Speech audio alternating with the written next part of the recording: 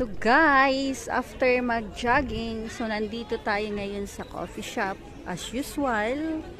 So, syempre, pagod sa kakatakbo.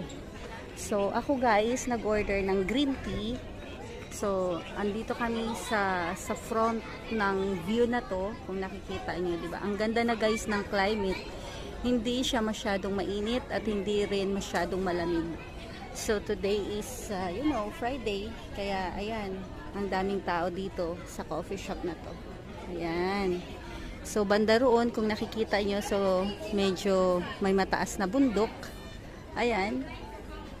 So nice, ang ganda guys magtambay dito. Ayan. So medyo madilim nga lang guys, ayan yung aking peak. Ayan. So, diba?